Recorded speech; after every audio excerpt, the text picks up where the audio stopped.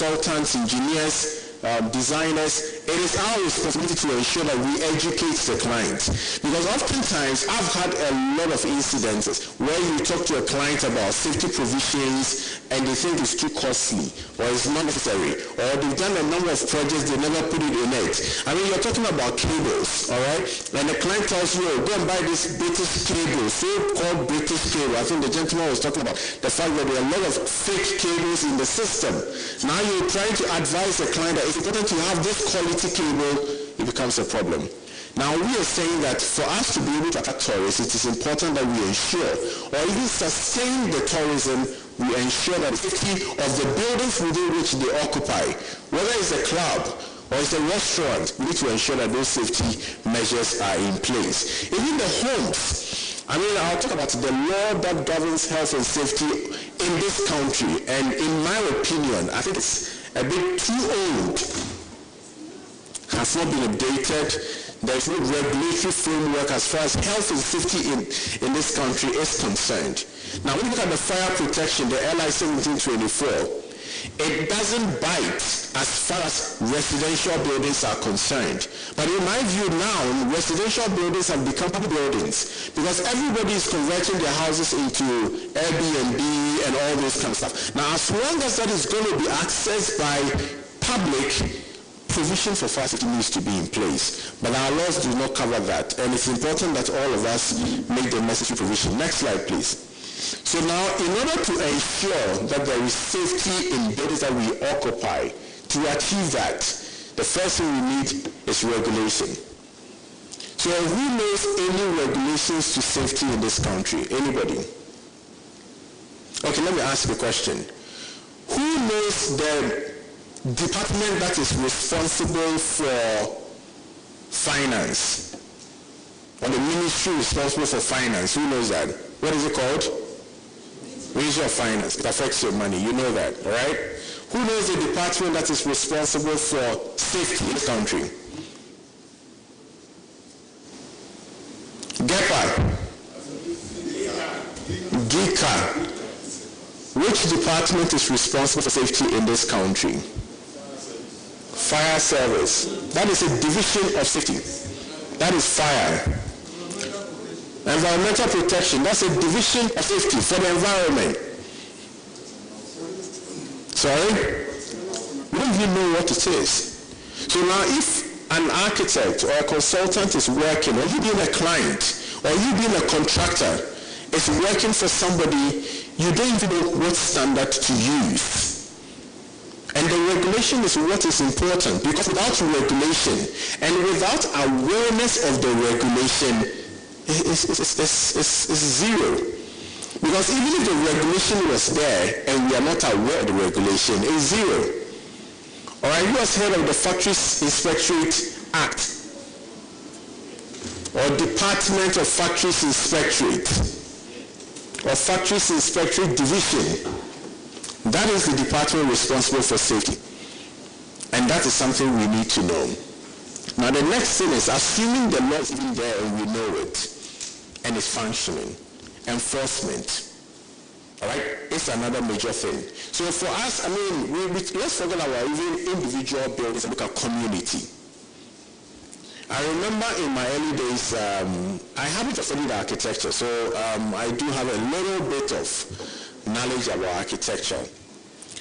I proposed to AMA to create a pedestrian track at Osu Oxford Street.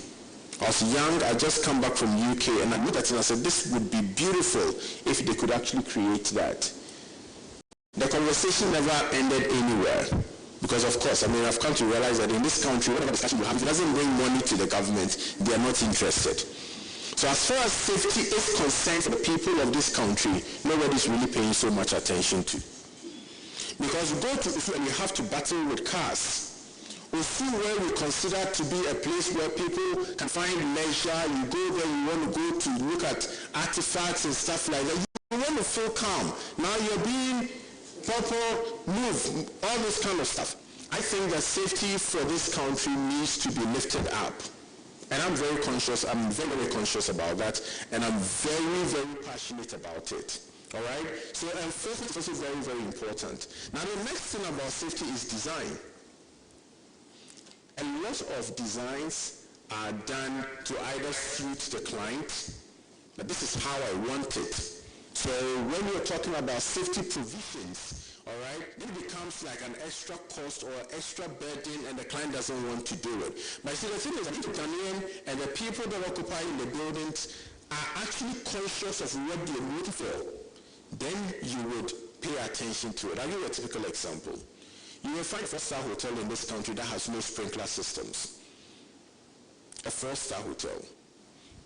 All right? You may find an apartment block that is maybe 4 or 5 story and it's only one staircase. These are things I'm talking about. But you see, the thing is because the occupiers don't actually, or the occupants don't actually know what they should be looking for, we take it like that. So now in case of an emergency, everybody is kept in it and they die. Now I think that if we want to use architecture, culture to promote tourism in this country, safety should be in the center of it. Do you guys agree? Because at the end of the day, now it looks like, yeah, people are coming in, everybody is doing their own thing, but it will get to a point where people will begin to demand. And by the time they start demanding, we have actually missed the mark. All right? How is it possible we can have a 4-star? I don't even know who rates it in the first place. Have a 4-star hotel in this country and there's no sprinkler system. And you look at the facilities we have in this country to be able to fight fire. We are under-equipped, all right, to be able to fight fire. And if you don't have sprinkler system, it means that I don't know what it even means. So I think that it is very important. So design. It is important that, we've always had a conversation, engage the right people doing the design to ensure that the right thing is done. And I think that the other thing is also to do with owner acceptance. Because you and I can say, oh yes, we put this in place, this is the standard, this and that, but the owner is saying no. All right? I had an opportunity of working with a client, and we did a comprehensive design according to what the standard should be, according to what should be appropriate. In fact, the client took virtually everything out. That they've done previous projects, water sprinkler systems, fire suppression system, this and that. Let's do it the way they've already done it. All right? So sometimes it becomes very difficult. Then the users must now become aware of safety provisions. And all I want to share with you right now is that just be careful, just make sure that you are conscious of safety wherever you go. Whether it's in the club, whether it's in a hotel, whether it's a restaurant, just look around and ask yourself, am I really safe here? Because if we want to be able to take tourism to a certain level where we can match other people in the developed world, they have considered these things for the people that actually use the facilities that they are promoting. Next slide, please. So those are some of the things that we need to look at. Next slide, please. So now we're going to look at the basics. Safety is not a privilege.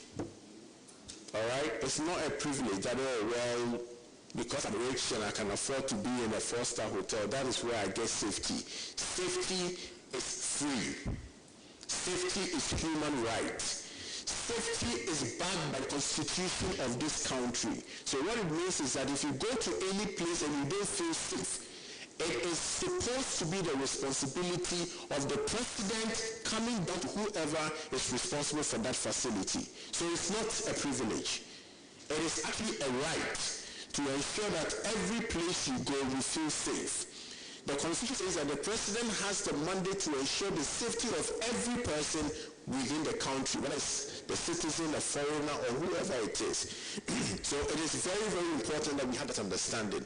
But I've come to realize that a lot of us, or a lot of Ghanaians, actually take safety for granted because, one, is either we are not aware of, or we think that, oh, these things are privileged. Can I even ask about it? And I think it's something that we should always pay attention to. Next slide, please. So we're going to be wrapping up, and I want to just share with you some pointers so that you become conscious of it. There is a law that governs health and safety, All right, that's the Factories, Offices and Shops Act 1970. That law is there for us to be aware that there should be provision for safety in design, in installation, in how we live our lives in this country. Then there's a building regulation. All right, there's part 5 that talks about fire protection. It's a whole division that talks about fire provision, what you should do, how you should do it, the things you should be able to do during design and construction to ensure that buildings are safe. Then the fire service also have their regulation, the LI 1724. Now, my challenge with the LI 1724, which I've been talking about for a while, is the fact that it doesn't bite on residential buildings. So now, it's giving a big gap. When somebody is building a hotel or is building an apartment is considered residential. Now, the apartment is going to be let out to multiple occupants, and that is commercial. But the law is not very strong on, okay, should I provide, should I not provide? We've had a lot of conversations with a lot of development where they say, okay, we don't have to provide all the fire protection. I just put in the features because the law doesn't really bind me to do that. But I think that the law should be based on the fact that as long as human beings are going to occupy this building, these safety measures must be mandatory. All right? So just in case you're having to find yourself either designing, installing, constructing, these safety measures are very, very important. And there are laws. Except that in this country, we have no rules, so we don't know about them. But the laws are there. And our job is to ensure that we educate the clients and we ensure that the enforcement is done. Next slide, please. So I would want to share with you the things that you need to have in a building as far as fire protection is concerned. Every building needs to have a fire certificate. Now the law says that for you to be able to obtain a fire certificate means that the building is adequately protected to ensure that occupants are safe. And these are some of the basic things that you should be looking out for when you walk into any building. And I'll give it to you on a simple fact by design standards, that this building that we stand in here is not safe. Here, right here. Because by measurement, this building is bigger than 2,000 square meters. All right? And this building doesn't have any form of sprinkler systems. At best, you have smoke detectors. But smoke detectors will only give an alarm. Now, when it gives an alarm, how do we fight a fire? I have had an opportunity of doing an assessment on the National Theatre, and it was very pathetic. The installation of fire alarm systems was done by Chinese, and I don't know when it was built. Hasn't been serviced ever since, and all the instructions on it are Chinese. So that tells you how much we pay attention, and now that's one of our national icons. Now, anybody comes in and wants to visit the National Theatre, and as soon as the person is very conscious of safety, I mean, you would realize that this thing just doesn't pass. And I think that we've taken safety I don't know how to say it, we've taken it for granted. All right? So in case there's even fire in this place, technically, we are not safe in this building. All right? And nobody can challenge me for that. So it's important that we start conscientizing ourselves about safety, because we seem as Ghanaians to take so many things for granted and assume it is a privilege. It is our right. And it is a responsibility of the builders and the people that own these properties to ensure that the occupants are safe. All right, Ghana is here to have a national policy on occupational health and safety. How old is this country? A national policy. Now I'm talking to you about even which department is responsible for safety, and nobody even knows about it. All right? Then it gets to the point where we get used to it. And then we start building and building. Now people are building high-rise buildings, and there's no provision for safety. No provision for adequate means of escape. No provision for how to fight the fire in the event of any fire outbreak. Now go to our communities, and that also becomes another problem. There's no, we're talking about town and country planning. There's no planning in the country. And I'm not talking about planning for roads and stuff like that. I'm only talking about safety. All right? I mean, just walk around and see if you can identify any fire hydrant. I mean, take us Oxford Street and tell me that you can see one fire hydrant. In case of emergency, this is what will happen. Now, everything has been left for somebody. I don't know that somebody. I'm sure it will probably be the government. But I think it's about time that we started becoming conscious and starting to let people know that we deserve these things. Go to our markets. No safety measures. How would even fire tenders enter into markets to fight fire if it happens? It's not there. But we are so Ghanaians, and we believe that God is on our side. All right. The next slide, please. So the regulators must sit up. And I think that in order to be able to make regulators sit up, the citizens must be educated. The citizens must sit up. Because if you don't demand, if we don't demand for safety, we don't demand for things that should be our right, I don't think the regulators are going to do anything in our favor. Because for them, I don't know. So now things we want to look out for, I mean basic things. If you go into any buildings, whether it's a hotel, restaurant, club, all right, some of us who like the clubbing, I mean, you want to look out for some of these things. I mean, apart from the fire certificate and stuff like that, what is extremely important is means of escape. Just ask yourself, if anything happens, I came through here, what is the alternative means of escape? Is there adequate signages? Especially when you enter into a complicated building, is there adequate signages? You see, it's interesting. I mean, we don't like to read. And I am number one until I was enlightened. I went for an exhibition in London. And because I had that attitude, I think it was the second year university, attitude of not reading science. We don't read science. I came through here and that's what I know. Then I got to the middle of the center and I got lost.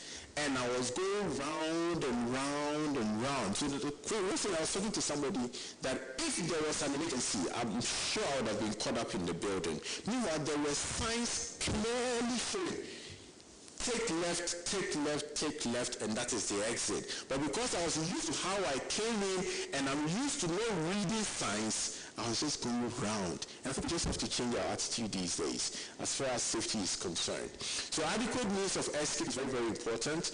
Escape signs and assembly points are extremely important as far as basic things for fire safety is concerned. So all I'm saying is that if we want to attract tourists, if we want to attract people into the country, I mean, designs, I believe, will be done beautifully. The functionality, I think, will be there, but we need to look at the safety aspect of it to ensure that people are comfortable in the buildings and the place that they visit. Next slide, please. I'll be wrapping up soon.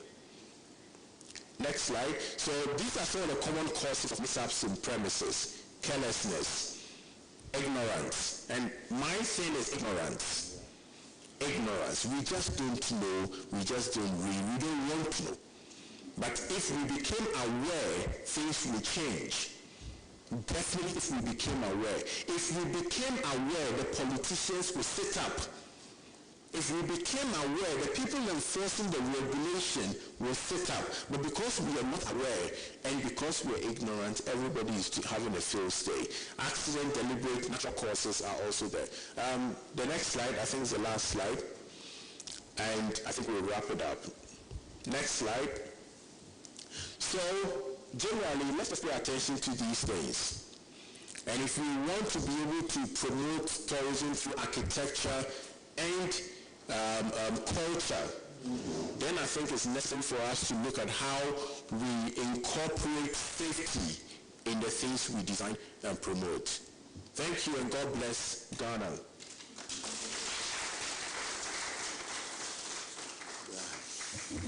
Thank you very much, Mr. Prince. Yeah. Safety, safety, safety. Let it be right. Let it be safety. Thank you. Yeah. Please, coming down. If you have any question. Yeah. Okay, this time I'll call you first. Yeah. Thank you. I'm Shamandi Providence, an interior design FFE specialist. My input is that I'm finding to be a lack of ergonomics being considered in finished spaces. So the project managers are not going through and spot checking. I come in as a customer to a mall. I step up into the office to get into the building, and I'm noticing three problems immediately as I enter the building. There seems to be this missing space where someone is not going back and spot checking, and business as usual is not okay. There shouldn't be three elevations on one level of floor. My opinion, safety. I hope you understand. I think basically all of that is a matter of design. Yeah.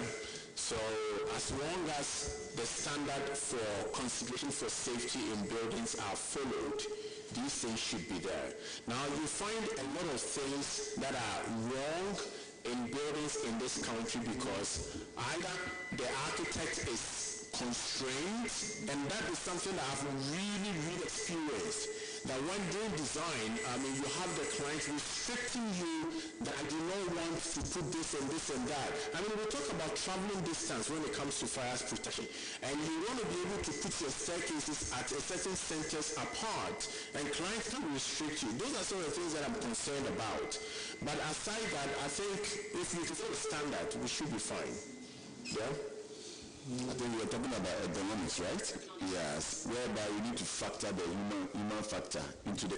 Exactly. So how does human use the space? Why is there not consistency in a stairwell? That's like my biggest problem, because as women mature and we have children, when women make children, their bodies change. Okay? And that's what a lot of people do not think about. They don't know. Maybe there needs to be somebody from the medical field that is having a discussion with architects as well, because the human body can only handle but so much. And if you want to say this building is residential, and I live in this building, my tenancy is 5 years long, and I make a baby while I'm living here, right? And I don't realize I have a problem. I could dislocate my hip coming up and down some of the steps. Something as simple as that. I think basically what you're saying is a matter of consideration. With my 4 years in architecture, I'm not an architect. I give you basic standard for designing for staircases, all right? Your height for your risers, the depth of your treads, all of them will be designed. Sometimes, that's why I like to always punch on regulation. Because it's somebody else's work to ensure that the building is built according to the design. So assuming the design is being done nicely on paper and the developer or the builder does something differently. Now, let's assume that the manager supervisor really make a mistake. Now, it is a responsibility of the people at the district assembly or whoever it is that gave the permit to ensure that the right thing is done before the building is commissioned. In this country we do have something called building permit and building occupancy certificates and all that, but the processes are all flawed. So by the time a building is completed and handed over, whether they have a certificate permit or not, it's occupied. So those are some of the problems. I don't think it's to do with design or the fact that people lack understanding into ergonomics and stuff like that. But sometimes you could design and the client will not let you supervise, and somebody else supervises. But you see, the responsibility is with the regulators who ensure that the buildings are done according to what they certified.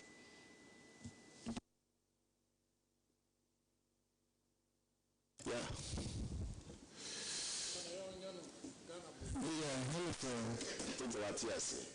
What yes? My issue is with the burglar-proof system Ghana. I think burglar-proof system is like a trap. If the fire is happening in a room, then you can't go outside inside the bedroom. Yeah, you are trapped. So is there any way they are designing to escape while in your bedroom? You can escape the fire from the I don't know, huh? No, I don't think that's a problem at all. No, the key gets missing.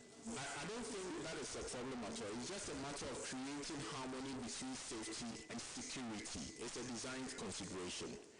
If you have this passive guard kind of window, all right, and you want to be safe, at the same time you also want to keep an eye out for being safety. I mean, you want to be secured. At the same time you want to keep an eye out for being safe. You need to be able to create that harmony. You can't say because you want to be safe, I don't want to put a burglar proof there. I mean, we live in Ghana. Do you understand? But sometimes this human intervention also creates a challenge. But it's just a matter of knowing how to manage these situations. But if you are doing a typical example, if you do a design, all right, you can actually test the edge of the wall, especially if it's a high building, such that at the end of the day, you can jump from one floor to another and come down without having to even have the help from another third party. It's all about design consideration. But at the end of the day, for you to be able to manage security and safety, if the provision is being made, it's something that you need to look at. But it's easy to make it work. I mean, look at security doors, all right? You can have a security door that opens from inside without a key. And when you close it, it locks. And you cannot open it from outside. All you need is a panic latch. All these things can be provided as long as the people are aware that it needs to be provided for them. Thank you very much. Yeah. Okay, let me go this way. Yeah. Please, you. My name is Justice Ian. Please, I would like to ask, in an event like an earthquake or any natural phenomenon, what do you think will be the best design technology that you recommend for clients in order to ensure safety? Because I believe all of us attest to the fact that in countries like Japan and China and Indonesia, they used to have earthquakes and volcanic eruptions and stuff. So, as a result of that, very nice infrastructural buildings get collapsed and the occupants die. So, what do you think safety as a subject can do to reduce, let me say, the death of occupants in such buildings in terms of a natural phenomenon? Thank you. I think the first thing you want to do is to be able to appreciate the environment within which you're going to build your house. Can you turn off your mic? You have to be aware of the environment within which you're going to build your house. And you have to engage consultants, the professionals. So if somebody comes to you and says, I want to build a 10-story, the first question is, are we in an earthquake, tremor zone?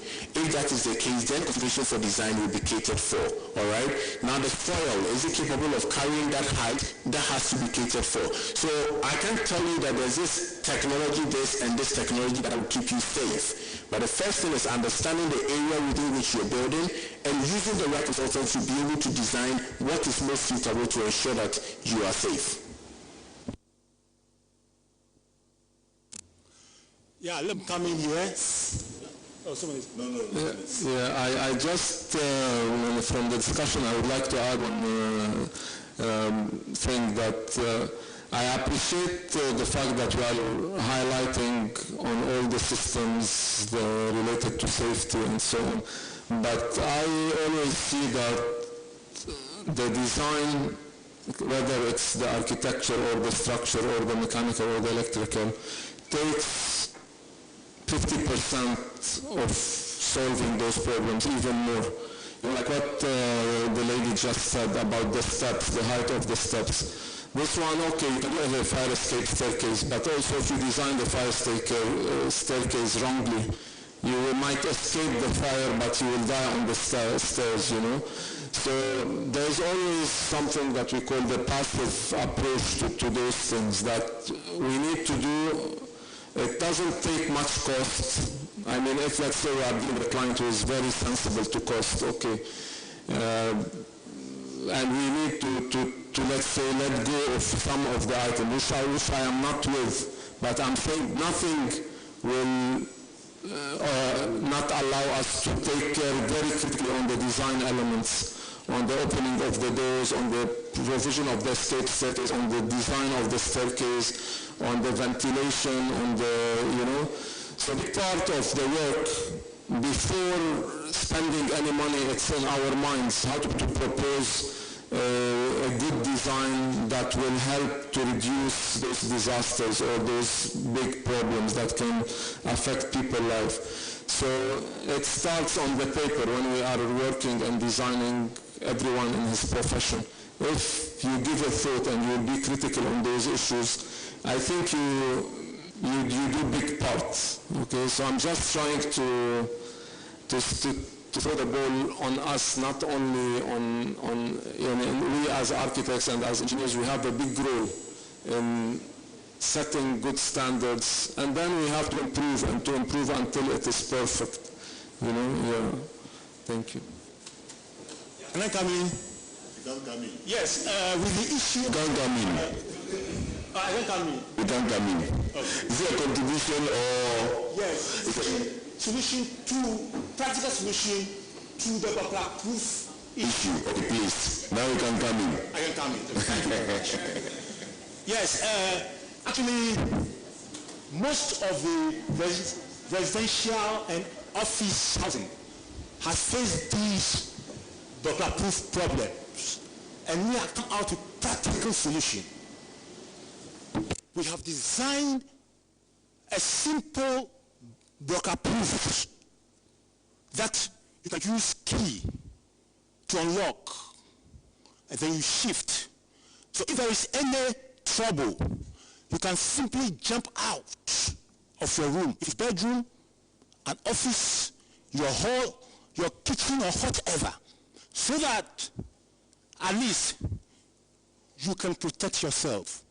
Now, coming to cost, it has been designed so simple that the cost is affordable. Yes.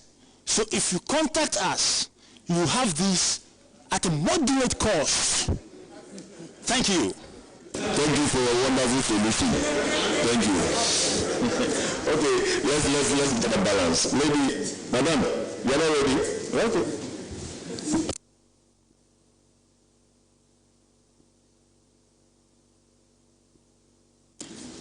Okay.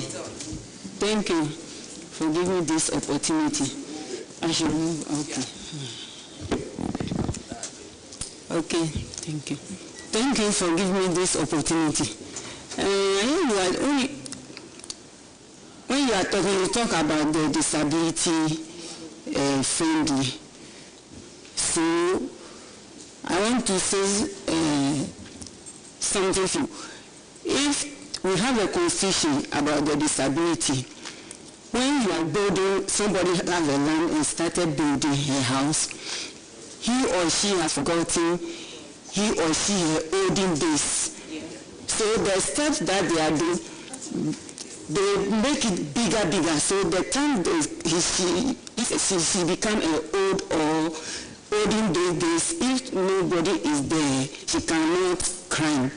Sometimes the tiles that they fix on the floor, the moment the person falls down, she can die. It has happened before. And about the disability, if you are a person who is disabled, the step that they are doing is not helping us. Even it's not disability friendly or access. And so we are pleading them, when they got a place to our building, they should remember the disability, the disabled access for the persons with disabilities, because the steps doesn't help us. And then one also, I'm going to add one. When the building is a story building, the steps is not a disability friendly.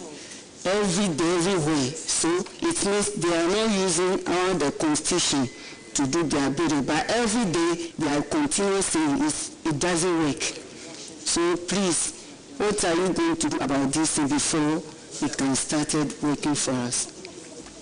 Thank you. I think it's a point well noted, and it's just a matter of design. And then again, it's also your responsibility. That's what I keep saying. We have a responsibility to our own safety. So when you enter into the building that you're going to rent or buy or utilize, you need to ask some of these questions. Because if provisions have not been made that suit you and should have, especially if it's a public building, then you need to question these things and not take it for granted. Yeah, like I said, safety is not a privilege. It's your right. So as long as you're going to utilize that building, you need to definitely ask for some of these things. Also, I want to say that the PWDs, the PWDs, people with disabilities. Okay. Please. Let me finish. Let me add it. You have your own association, right? So some of you must talk, advocate, add your voice, let your voice come up. Because I know we have said it's in the constitution, but these people are still not doing it. What is your association doing? I don't know of the association yourself. You also tell your president and all that, this is what they can do. But the only thing we can is Ghana here, let me also be very blunt, is that unless we demonstrate. Yeah. So if you don't do it, let me tell you, do all the policies, but unless. So maybe that's my advice. That all of us together, we need to talk about that. Because I want to talk about, because some of the buildings that we are, when you go there, the people with disability, when you want to enter, the lift is not working. The stairs that they have done is a normal stairs, but for people with disability, you don't need the normal stairs. You just need one to go to meander through to the top. And it's not there. What are they doing? So maybe you need to really have a strong, this thing. Your leaders must talk and demonstrate. That's what I would say to it. Thank you. Please, can I go? Yeah. You want to follow up? When Honorable is speaking, he said when you are going to rent a house, not that only. When I rent a house and I find it as a disability friendly, when I'm coming to view your house, that's why the difficult is not only my place. And our organization, we are always saying it, but it doesn't work. Louder. Just harder. Talk. That's the thing. Oh, it's you. Master, see, let me give you an episode about what happened recently about this law student. I hope you know the law student. Now there's a news that it's work, we are limited, isn't it? So if you want to push, I understand you. Let's push harder, because we also have a vote, isn't it? So get into the election and do it. I hope nobody heard.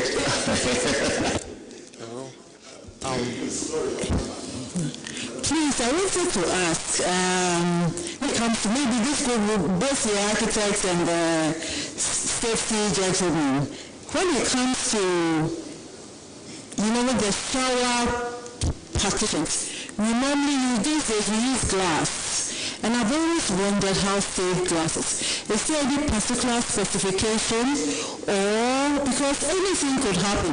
You may slip, you may have an accident, and we went for a conference and somebody slipped in his bathroom and he was cut, because of the glass partition. So what is the specification? Is it actually prudent or proper to use glass in your bathroom? Okay, Madam, of course there are specifications for those ones that are safe. So the glass can be laminated. So it means you have two sheets of glass that are stick together with a film in the middle. So in case the glass fell down, it doesn't break, it doesn't shatter. And the glass itself should be tempered. So it will be tempered, laminated, so in a way that that accident doesn't happen. Usually when you are buying from the shops you have around, it comes to the glass that is not tempered, and they sell it with what you want for you. So you're supposed to use it. So what happens? What can we do about standards and the proper thing to be done? So the standards are, a main and big subject, a big problem to look at, and it's only the regulations and also the inspection of the work and the permitting aspect of the construction industry that limits that. Because at the end of the day, we can talk for days and for weeks, But if really there is no regulation or there is no enforcement, you will still have those gaps and those accidents happen. Yeah, so it's mainly, we have to have the knowledge, I mean, as professionals, as builders, and we have to share that knowledge. But again, unfortunately, the most effective cure is the regulation and the enforcement and yeah. Okay, madam. Hello, madam. Madam, that's what we are talking about. Are you a building technologist? Are you a professional? If you are going to buy it, that's what you need, that those with the expertise. Sometimes the experts are so expensive. Oh, see our problem. What do we do about that? What do we do about that?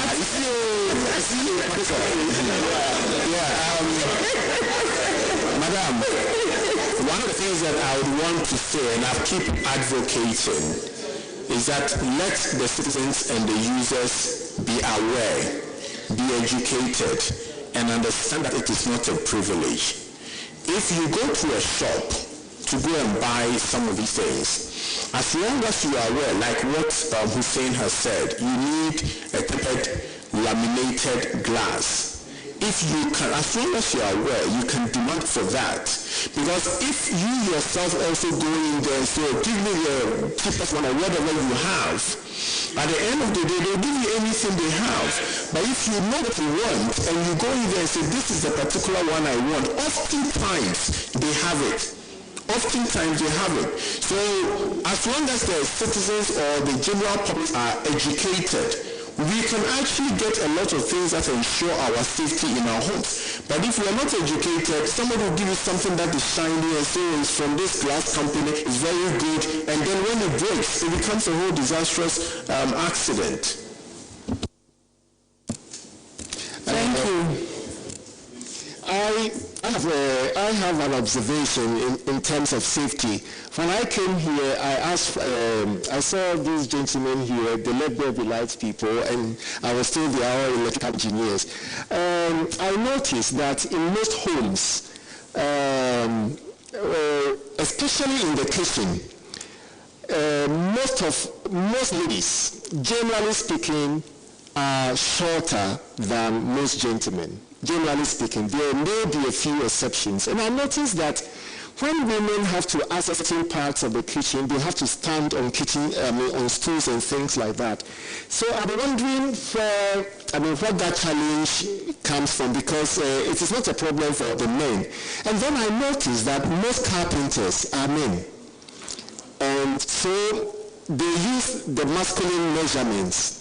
A man stands and he constructs a kitchen based upon his height. And then he makes a kitchen. And then most kitchens are used by women. And then women cannot access certain parts of the kitchen. And so they have to stand on things which pose a danger. And I want to know from your expertise how we can solve this problem. Okay, so there's a word in architecture called anthropometrics. Yeah. That is using the human skill to do your design. And of course, the lady was also talking about economics. Now, that is extremely important in design of spaces.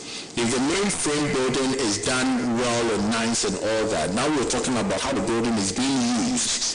So when you do a design in isolation of the user, then it's totally flawed, because you can't use your height to be able to put in cabinets. But then you see sometimes too, you will have the cabinet at high levels, but you still need to be able to look at what provision have I made such that it can be safely accessed. Now all these things are thought, like Hussein said, 50% or more than that is in the head. It's at the design stage. If it's designed well, all the implementation will follow.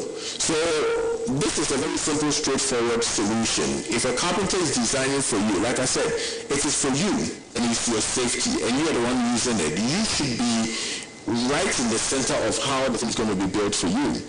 Yeah?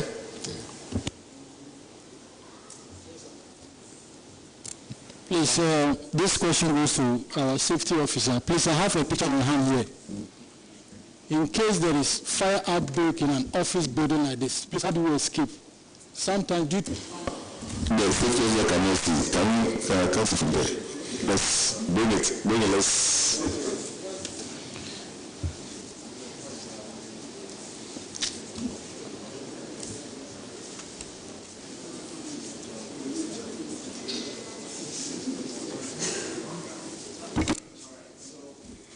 What's your question, please? My question is, if you have a situation like this in an office complex, yeah, please, how do you escape? Okay. Because sometimes when it happens, you fear, stampede. So if care is not taken, some people will compel jumping from that. You can see the height of the building. That's correct. So please, I want you to educate us. How do you escape from such an incident? Okay, so basically this picture shows let's say an apartment block. I wish you could project it, and it has or an office block. Normally, if the design is done properly, you create something we call compartmentalization in your building. So you don't take the whole building as one whole unit. Every floor is considered to be a zone. With that, you would have also created what you consider to be the alternative means of escape. So you need to do a comprehensive scenario of how people are going to escape through the entire building. We first consider horizontal escape, and then you consider vertical escape.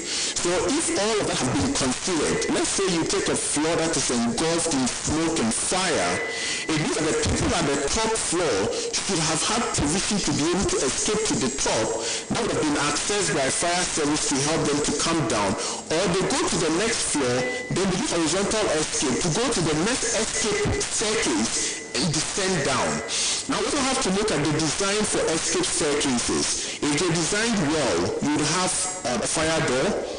The route to the escape staircase will have either sprinkler systems or adequate extinguishers to help you route through. Then within the escape staircase, the appropriate ventilation and pressurization system to ensure that that place is kept safe from the smoke that is engulfing the floor. So you will look at horizontal escape every level, and then you look at the vertical escape to the bottom of the building.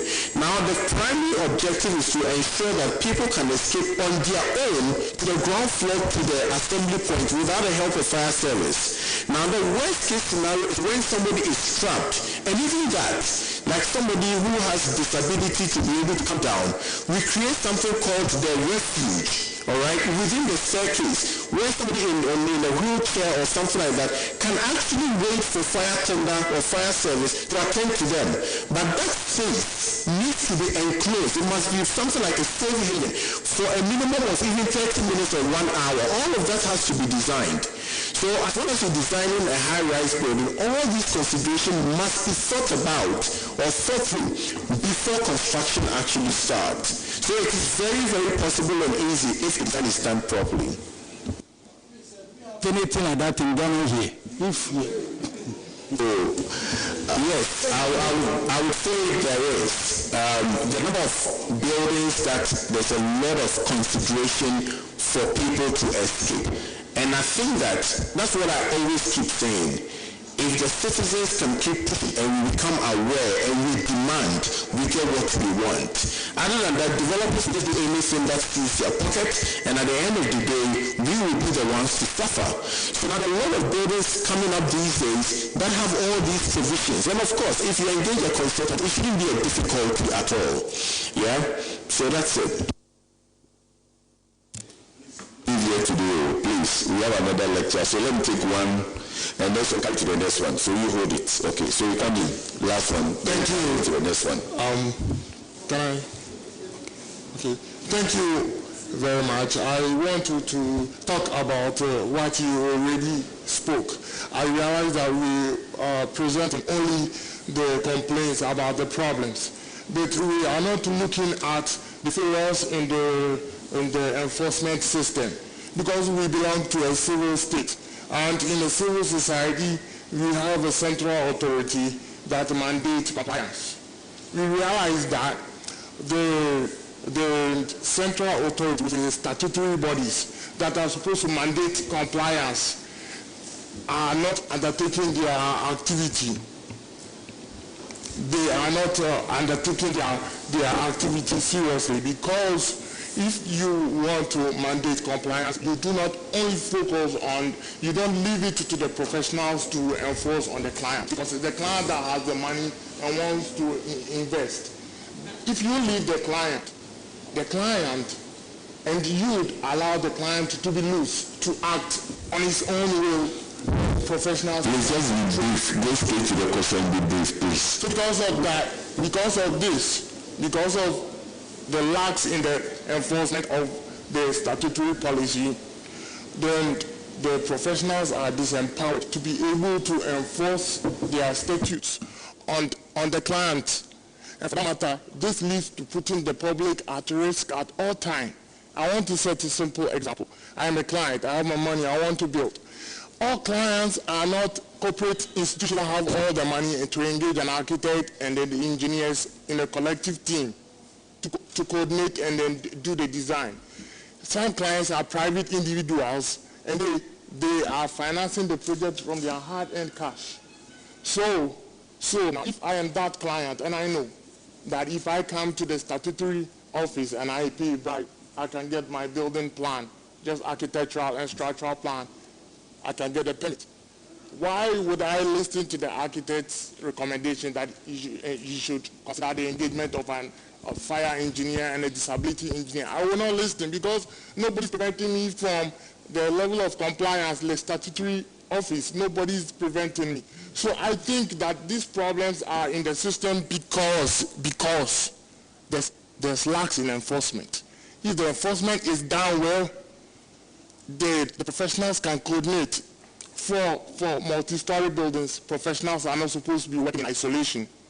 Architects, engineers, fire engineers, service engineers, they're supposed to be coordinating so that all these you are raising, and escape systems, burglar-proofing systems, all these are thought out at the design stage and produced correctly in the shop drawings before we move to the construction site. But because the enforcement is not there, what happens? Nothing. Okay, thank you very much. Thank you very much. It's a contribution, and we've taken note of it. And next time, I think we're not here in the first section, so next time we'll bring all those people involved together, then we can sit down and do that. Let me hear you. Last one. If you said it already, then ask. Okay, thank you. Emmanuel Ahuna, student of University of Ghana. Talking about safety and some of the other things, I was thinking, what's the way forward? The problem is there. We were talking about awareness. How do we get the people aware, or the youth especially aware? It boils into three: education. If you look at our educational system, it's not dealing with safety. Any educational system, it doesn't teach the youth or the young ones anything about safety. So even if we go to places of, let's say, the class and stuff, they don't even look for it. So how do they act? So I think as authorities, we need to look at our educational system and stop the theoretical aspect of only teaching. We only go for lectures, the teachers theory, a particular course that you see that it is for practical. The lecture will be in class using a handful of sheets, but we give you a theory people right. Instead of them sometimes using those practicals, we do it and they can score you based on your practicals and maybe do some little theory. They will base all the marks on theory, and you feel the same, don't know. But some can know better in doing the practicals. I asked my lecturer this semester, he taught a course. Practically it's supposed to be practicals we do. But he comes to class and reads and I asked, have the listeners provided the materials needed for you to use to teach us this thing? And he told me, no, they've not. And I said, but as a basic student, what I pay for, or the fees I pay, I think the university should provide those things. And he said, in Ghana, they don't teach the things using those materials. It's done only in abroad. And I said, how? Then why am I paying for it? So if you've taught me like this, and I get an opportunity to also come and teach, I will take the theory. I thought you said you'd be brief. Thank you. Thank you very much. Yes. So let's look at the educational system. Myself as a lecturer, I was standing for them. I know there are a lot of deficiencies, but we are trying. So you get it. Thank you. You have my point.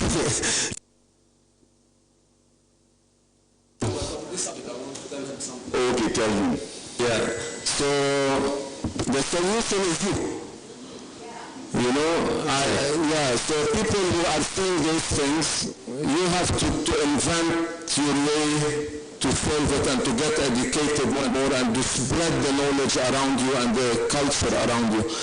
Most of these problems that we face, they are cultural problems. So it's not only the architects who are the problem, or the engineer, or the doctor, or the professor. No, it's the overall culture. And to overcome that, it's a long way, and it starts with the young people like you who can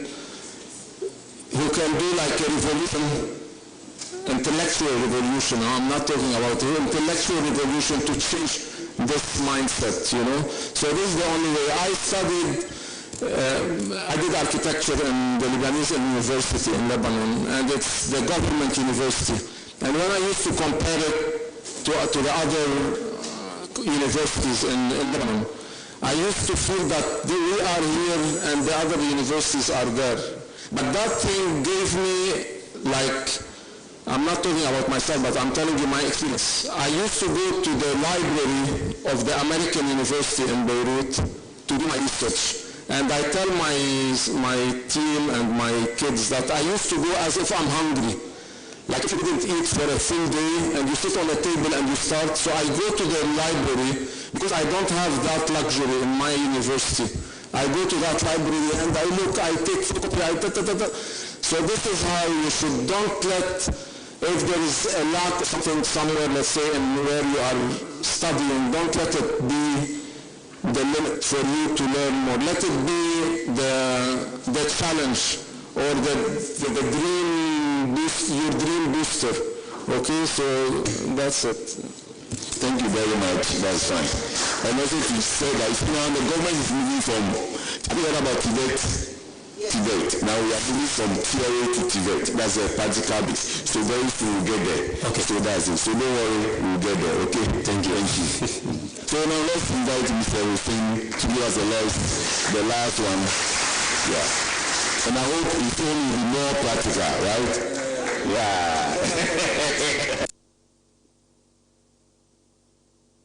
Just 10 minutes. Yeah. Okay. So good evening. So this stand, I think it's his carpenter over there. You see, this is ergonomics. They use factoring. Yeah. But I'm gonna deal with it. Okay, so I know you had a long day. What I'm gonna present for you, it's gonna be like a story that I went through, or I lived, a short story, but it has a lot of connection to the subject that I was invited to talk about, which is the urban development and the urban development impact on tourism and the development in general. So what I'm gonna tell you about is like 2 years back, I went with my family for a holiday in Munich, Germany. Okay, and then after that trip, I wrote a post about it, okay, related to the experience. Okay, so I'm gonna just read that post, and then I'm gonna work on the slides after that. Okay. So I just won't take 2-3 minutes from your time, so if you can listen to me. So the subject was, I said last summer, a city, a pulse, and a soul. A city, a pulse, and a soul. On my feet for a week, discovering the sea and the unseen of Munich, with unlimited imaginative intuition to compare this city to the human body and so the city and the human body, for me they are the same. Through the streets, the veins of the city, we meet people with a vibrance, acting with their diversity, like the different blood components and types, where the active one leads you straight to the heart, meant the downtown, where the stories, the feelings, and the memories of the city are mirrored. A heart can never rest and should never fall asleep. While architecture in a city is perceived as fashion for the human, both the human and cities tend to love elegance, to be dressed well, and to have character. Notwithstanding its right to have desires and fantasies, it's always its duty to constantly celebrate its heroes and preserve its beauty. And as we walk through the details of the BMW Museum, you see the certainty of the future and the effect of the cumulative branding efforts on the public image of the city itself. A city with pride and culture that values achievements and leadership. Cities need to have lungs. It's that mass of greenery, water, air, movement, and relaxation. It's that refuge for quietness and for a deep breath. Those lungs that are irreplaceable in the human body are a necessity in the city. Here, just at the doorstep of the English Gardens, an art exhibition, a door, a travel to another continent, to another country, to a country that I was lucky to know very well, a country where I lived and grew up, where everything is loaded by hard work, resilience, humbleness, valuing the unvaluable, history, love, and hope. I flew to Ghana through the dream framework of Accra. A city is like us, likes to travel. A city can't live without imagination. And education, discourse, art and culture are the wings for civic life and attitudes. So this is my call to strive for the best of our physical existence, our body, and to aspire and plan the aura of our environment, our cities. So please, we start with the first slide and then I'll scroll down. So the idea is that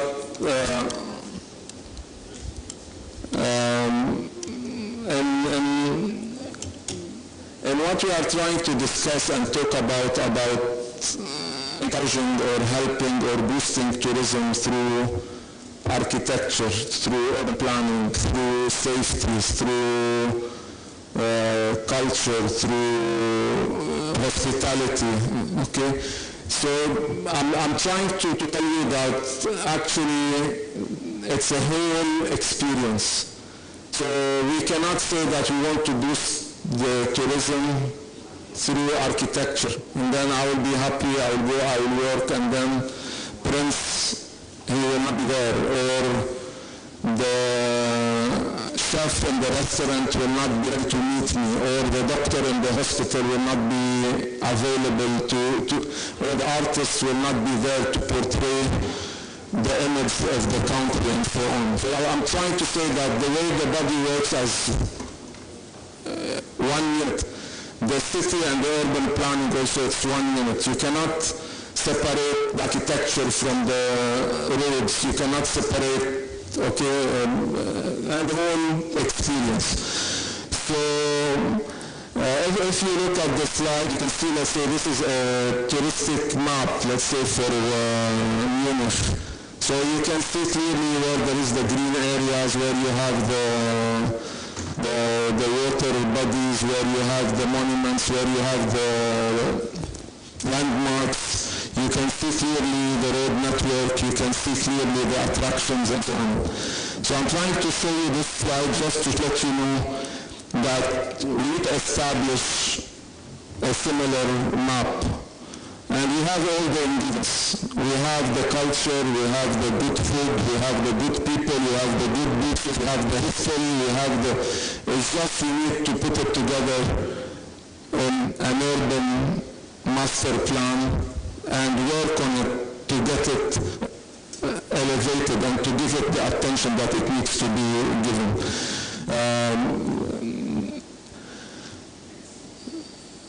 So in this slide I put my picture and my daughter picture, not to show you how I used to look 2 years back or 3 years back, but to tell you about the feelings.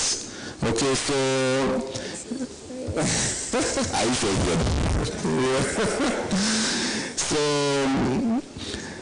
So I'm saying that experience of living and visiting a city with all the attraction that it has and having a little bit of all of that in your memory. That alone, it will save a lot of marketing and a lot of work to bring tourists to the country. You know that if you go from a country, you had a good arrival on the airport, you have a good hotel to stay in, you had a good food, you had nice landmarks and nice features, you had work, which we don't have in Ghana, which is a big problem. You have safe walking on the streets, you have good public areas, you know. Ghana, let's say we get all busy and then we build nice buildings, everyone for himself. But is that enough? It's not enough, because when you receive people, you are receiving them in the public areas of the city. You will not receive them in your living room or in the hotel lobby or in the conference center.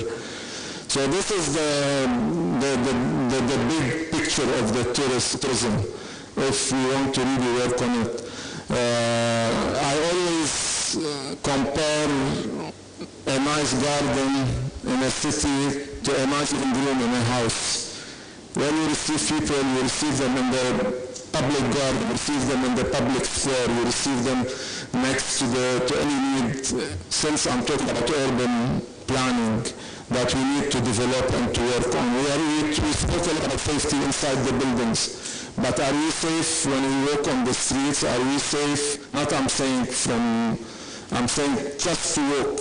The safety in Ghana is one of the best, in terms of personal safety.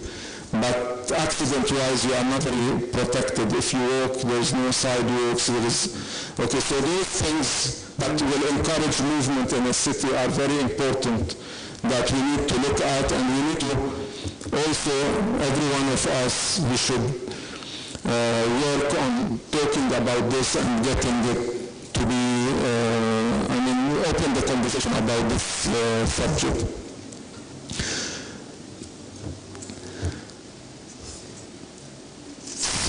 Yeah. So, and then when I said in what I wrote about the streets, I compare them to the veins of the body, because today, what is the blood of the city? It's us, it's the people. Without people, the city is dead. So this is why I compare the streets and the alleys in the city as the veins of the city. And I think that the way my age, every year I check on my veins, we need to check on the veins of the city and make it clean and good and accessible and easy to walk through. And also we need to have downtown, we need to have some places to receive people in.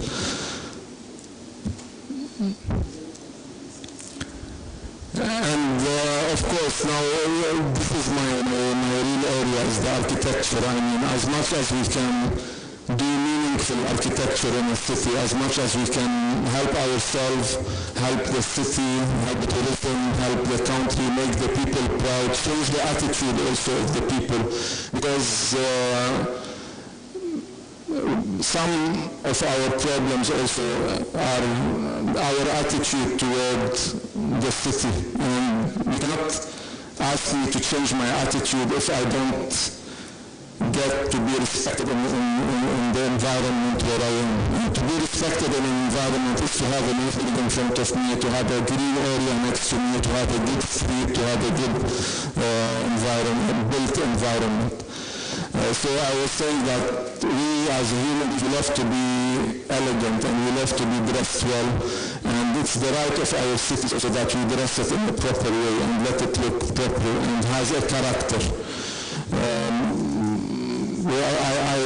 I heard and I was reading a little bit about, are we respecting our culture when we're doing architecture in Ghana or in Accra? And I said, yes, there's some that are good examples, and of course there's some that are not so good. But this is also a matter of culture. It's not to use the culture in a folkloric way. It's really to go in depth in the culture and to reflect it to our art and to our architecture and to our food and to our attitude.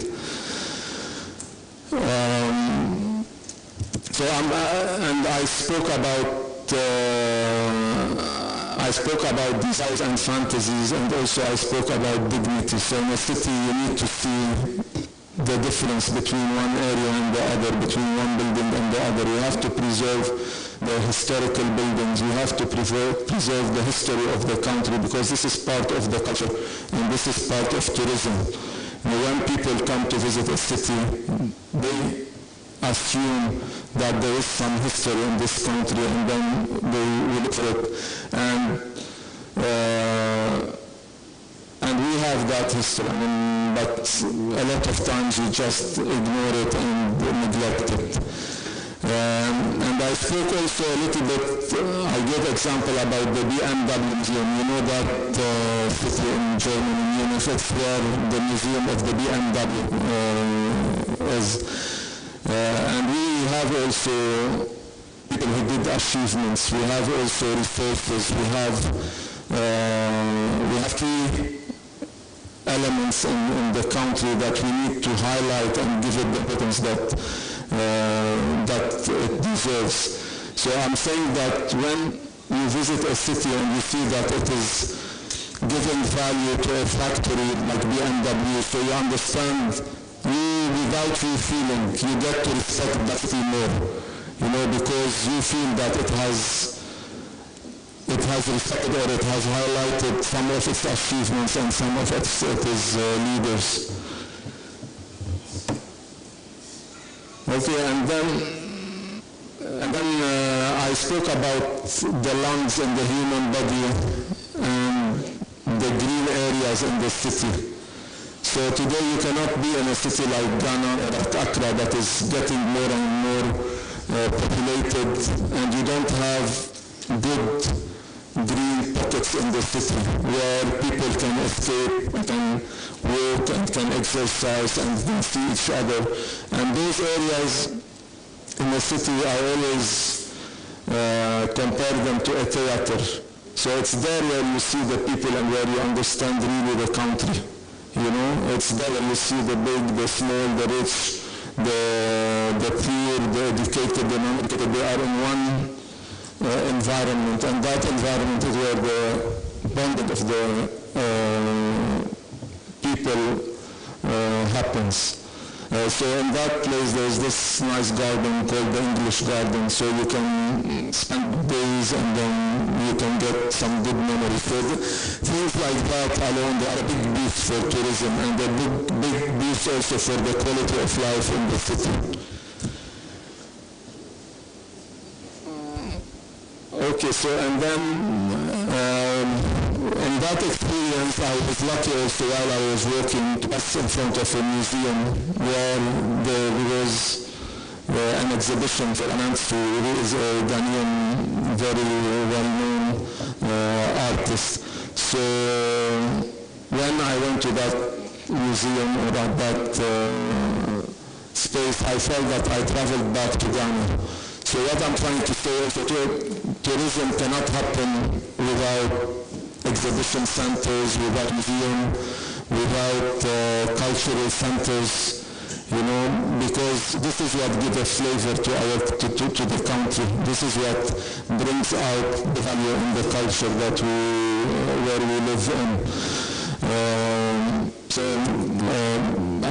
I feel that we have a lot of culture, we have a lot of very good artists, we have a lot of history to portray. And but to complete, I mean, the experience of the city, you need to have those spaces and to have it connected in a way.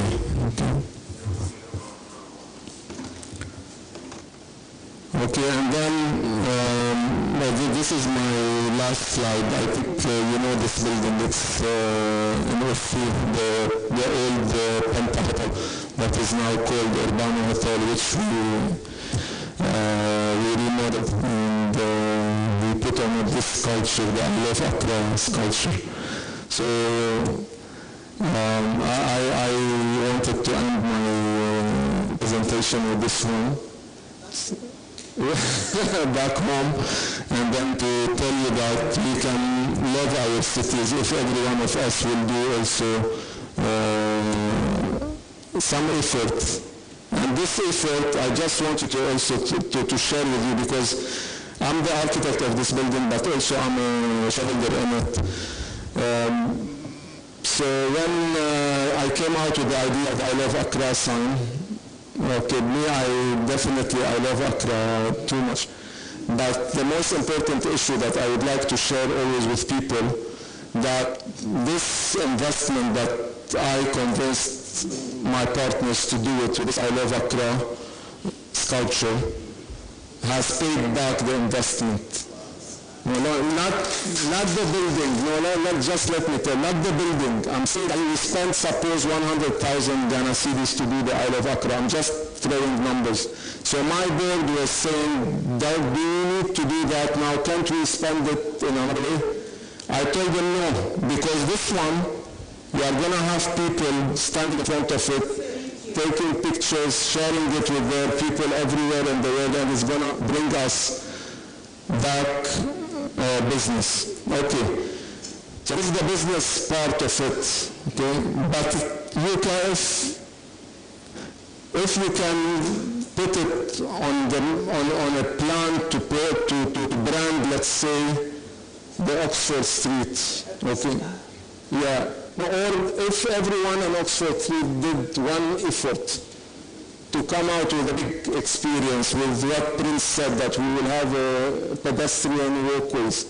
So every one of the owners of those properties there is going to benefit, but the biggest beneficiary is going to be Accra. You see?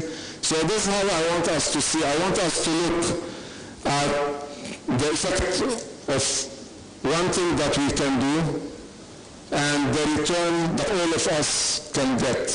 So if every one of us, this is the practical, I think somebody said about what practical measures we can take. If we want to stand and let's say talk about the government or about the policies or about the law and so on, it's very important. But me, I'm telling you from now, it's a long way. What we can do today, and it's possible, and it will help everybody, it will help us, and also it will help the government and everybody, is that every one of us will try to do one thing to push the image of the city in a way. And that is very beneficial for everybody and for every person who does it. From the architecture, to the food sellers, to the restaurants, to the art exhibitions, to everybody. So this is the little experience that I was hoping to share with you. I'm ready to debate with you on any of the points. If it was too complicated, also I'm ready to explain. Thank you. Thank you.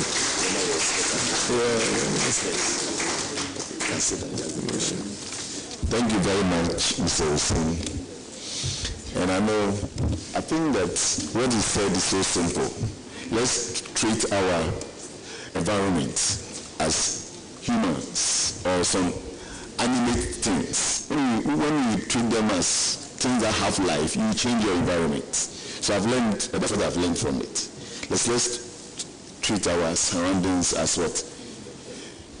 Live entities. If you treat your environment, you make it very serene, very lively, and you enjoy it. But if you see it as what? Just environment, There's nothing else. That's what thank you very much. And that's a big lesson I've learned from it. Yeah. So please, I think, do you have any question? Yeah, the light will say no. Who am I? Do you think the light? Okay. Mine is not a question, it's an observation. Yeah. I have been to the English Garden in Germany, and it's a very beautiful place. And I remember telling people that one day when I die, I'll go to heaven in Germany. And it is something I used to tell my friends in Nigeria, that when good Nigerians die, they come to heaven in Ghana. And it's all about how places are projected. I like the idea of the I Love Accra thing over there. It projects Ghana, and it makes people have a concrete experience with Ghana and share that experience with other people, because it is linked to their city pride, like having pride in the city or places where you go to and feel like sharing it with everybody. It's a very good thing. And when I travel abroad and I see how the investment they put in, anybody at all you see in Europe who goes on holidays, they carry a camera. They have cameras, and you see thousands and thousands and thousands of people taking their iPhones or whatever phones, taking pictures. What do we have in our city for which visitors here will want to take their cameras and take pictures? This should be our challenge to us, so that we can see, others can say that when they die, they want to come to heaven in Accra. Thank you very much. But you told me no question. But is it a question or contribution? Question. Oh, okay. Should we allow it? Okay, the light will say yes. No problem. Thank you very much. I just joined the phone a few minutes ago. My name is Francis Osukwabi. I came from Kumasi. I found a letter that is said, I want to ask please, apart from Accra, the other cities in Ghana like Kumasi, Takoradi and Co. So I wanted to ask, are you also going to do some investment there, like I love Accra, I love Kumasi, I love Takoradi, and that way we come to Accra, you see big buildings, but when we go to the other places, there's nothing like that. I'm going to invest in other cities like Accra. I love Kumasi, you have to do it. We learned so much. This time is not the time that we wasted. We've learned so much from Mr. Augustus Richardson. The speech was so wonderful.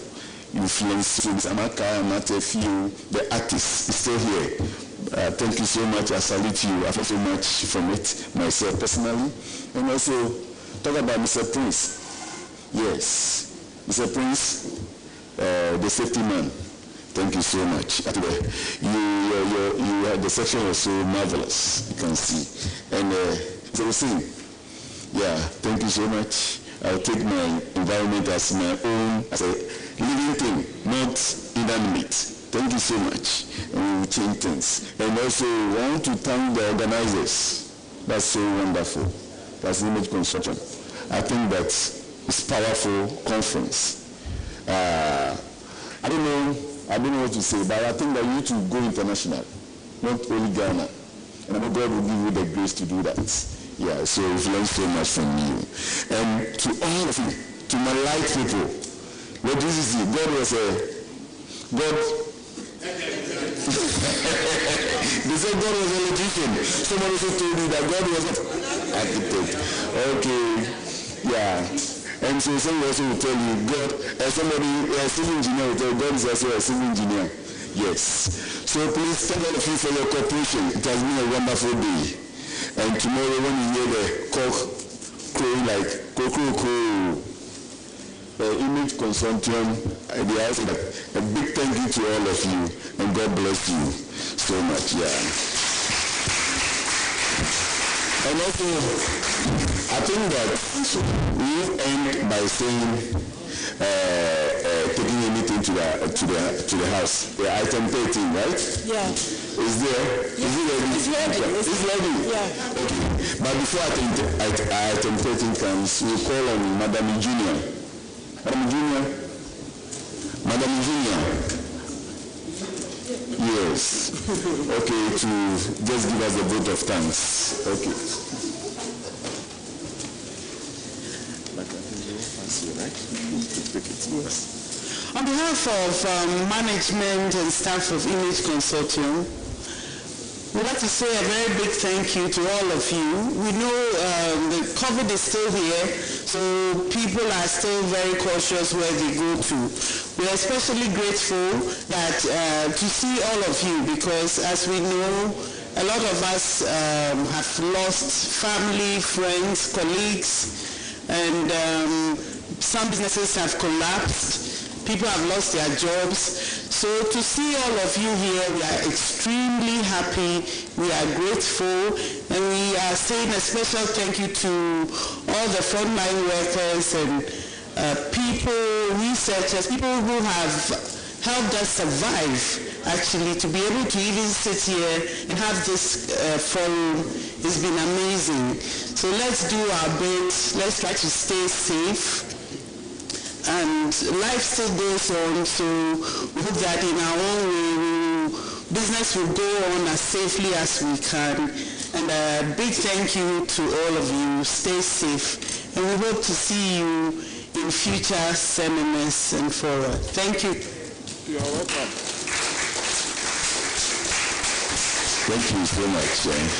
I think that please, Declan, I think we all pass through this gate to pick our identity. We started with a Christian prayer. I'm so Libra. Now, let's have a words. If you have somebody, a Muslim prayer. If you have a Muslim here, please. Or a Muslim or no Muslim here. Mr. Hussein, please come. I'll call you by force. Let's do that. Thank you. I'm worried.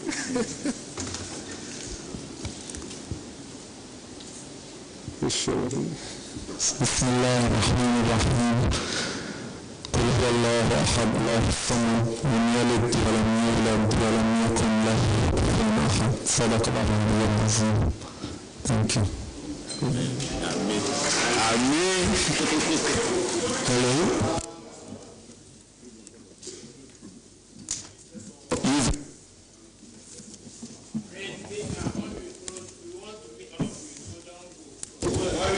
Commissioner.